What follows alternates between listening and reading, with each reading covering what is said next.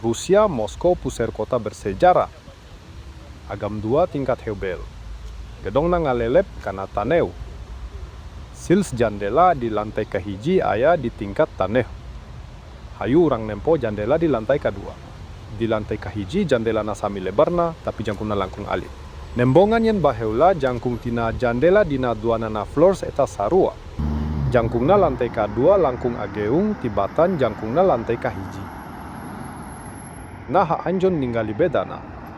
Lantai kedua luhur. Sareng lantai kahiji satengah ukuranana.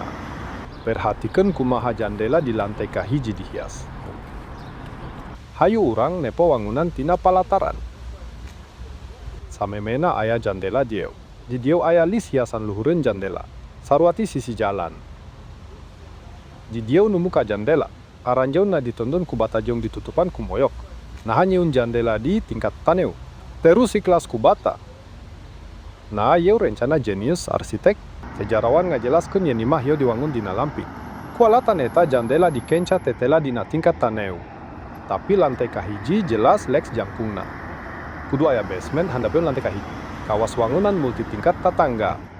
Ima oge dina lamping.